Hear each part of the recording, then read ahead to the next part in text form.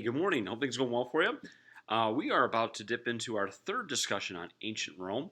We last left off discussing the rise and the fall of Julius Caesar, ultimately going over the Ides of March and his demise in the Senate.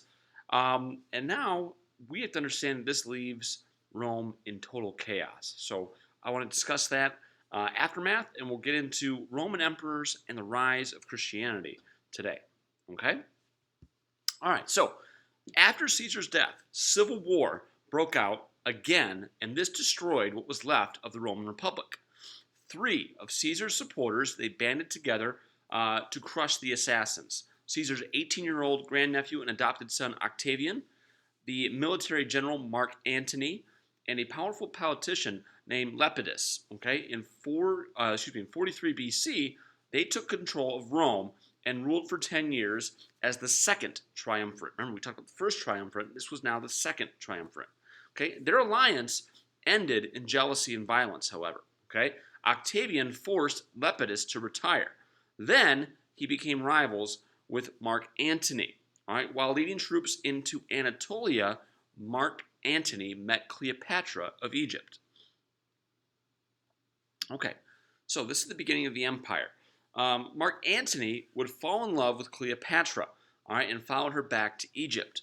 Octavian accused Antony of wanting to rule Rome from Egypt, okay, leading to another civil war. Okay, Octavian felt that Mark Antony's grand plan was to essentially split Rome into two locations, one being Egypt, one being Rome. That didn't sit very well with Octavian. Okay, so what is Octavian going to do? He's going to defeat the combined forces of Antony and Cleopatra at the naval battle of Actium in 31 BC. Later, Antony and Cleopatra each commit suicide. Okay. While he restored some aspects of the Republic, Octavian became the unchallenged ruler of Rome. All right. Eventually, he accepted the title of Augustus, or the Exalted One. All right. He also kept the title of Imperator, all right, or Supreme Military Leader. This is where the term emperor comes from. Rome was now an empire ruled by one man. Okay, so as you can see here, there's a classic image of Mark Antony and Cleopatra. Okay, now Rome is going to create a vast and powerful empire.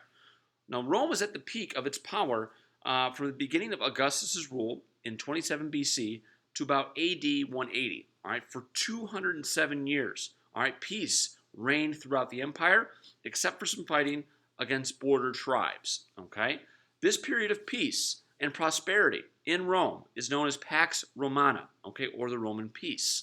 All right, during this time, the Roman Empire included more than 3 million square miles.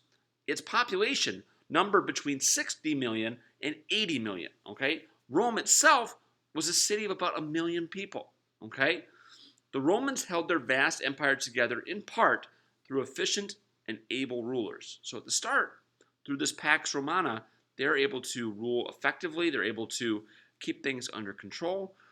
But as we see over time, that's not always going to be the case. Okay?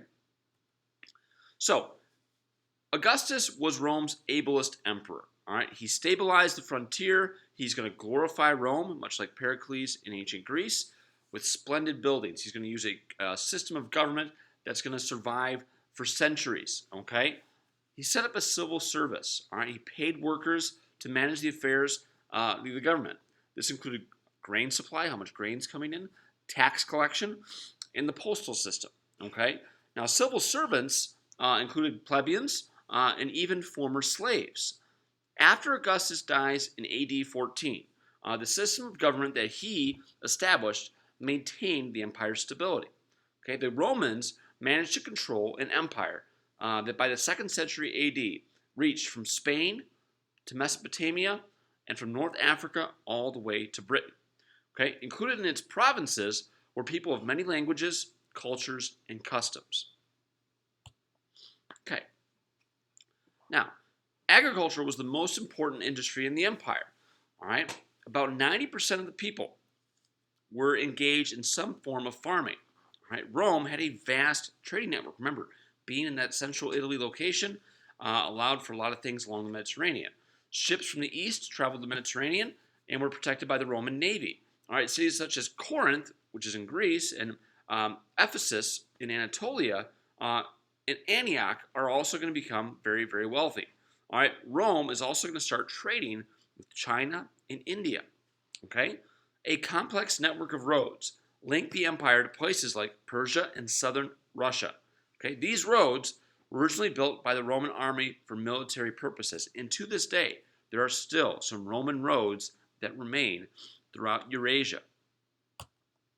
Take a look, guys. Holy moly. So this is the Roman Empire map, all right? And that is around 117 AD, so right around its peak, all right? And you can see it stretches from Britain all the way, the western part of Europe, all the way into parts of North Africa and into the Middle East. So Rome is just, it's huge. It's getting bigger, and they have power and influence over much of the Western world.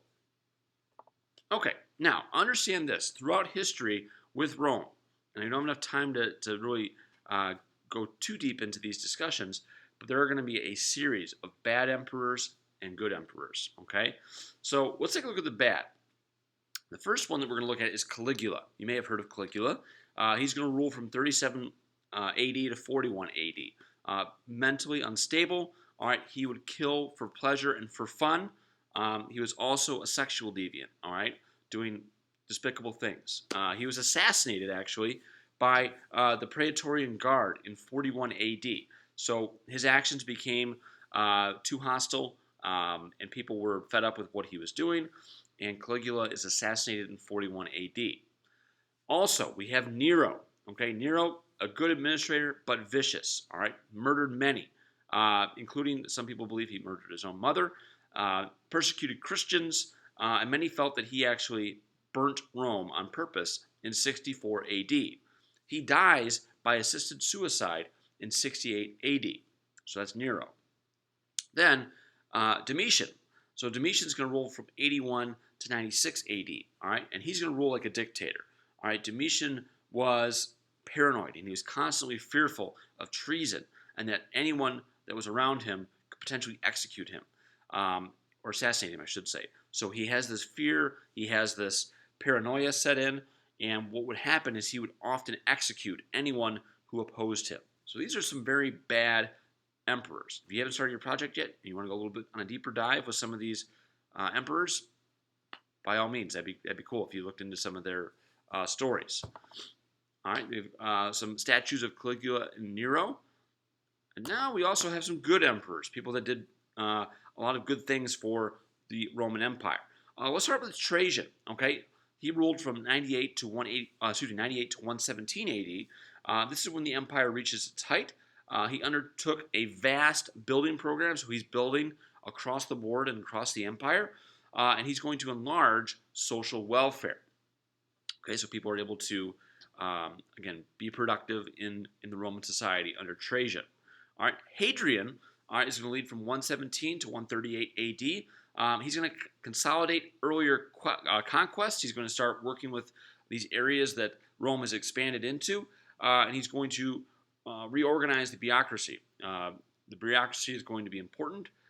He is also going to build a wall that is still seen in parts of Europe today. So that's Hadrian's Wall. Okay. Then we also have Marcus Aurelius. You may have heard of Marcus Aurelius. 161 to 180 AD. He's going to bring the empire to its height of its economic prosperity. So when money's coming in, people are making bank, people are doing well. That was under Marcus Aurelius. He's going to defeat a number of invaders as well. You're going to start noticing a lot of people are going to try to invade and take out parts of Rome. He's able to defend successfully, and he's really going to be a scholar. He's going to be writing a lot of philosophical texts. So that's Marcus Aurelius. Okay, so kind of wrap things up here. We're going to move into a couple more things here. Let's talk about slaves and captivity. Slaves and slavery was a significant part of Roman life. Romans used slaves more than any other previous society. So more so than Egypt, more so than places in the Middle East. The Romans are using slaves more than anyone else had seen. Most slaves were conquered peoples brought back by victorious Roman armies. Okay, slaves could be bought and sold. Slaves were the property of their masters. Slaves could be punished, rewarded, set free, or put to death by their owners. Slaves worked both in the city and on the farms. Many male slaves would participate in the gladiatorial games and would sometimes fight to the death. Slaves would often revolt, but were, for the most part, unsuccessful in those revolts. Because of these brutal conditions, all right, over 1 million slaves died in pursuit of freedom in Rome. Okay, so slavery becomes a major, major issue in ancient Rome. Okay, as all this is going on, there's something that's going to emerge out of the Middle East. This could be the emergence of Jesus and Christianity. So around 6 to 4 BC, a Jew named Jesus was born in the town of Bethlehem. Okay, Jesus would live in the village of Nazareth, and would begin to spread monotheistic teachings around the age of 30. So remember, again, Rome is a polytheistic society. They believe in multiple gods, and Jesus has this declaration that there is only one God. Okay, so Jesus is going to stress the fact that there's only one God. He stressed the importance of having a relationship with that God. He also stressed to love your neighbors, your enemies, and even yourself. Okay, he felt that God would put an end to all of the wickedness, and there would be an eternal kingdom for those who repented for their sins. So if you did wrong in your lifetime and you made up for those sins, you could have essentially a ticket to heaven. So the Romans reacted very harshly to the spread of these teachings. All right, persecution of the Christians became common, and Jesus became a target of the Roman government. All right, we're going to pick up with this story moving forward, but that is kind of an introduction to the rise of Christianity. All right, so a lot of things covered there, but again, a good discussion on how the empire is expanding, the rise of Christianity, and we will see you next time.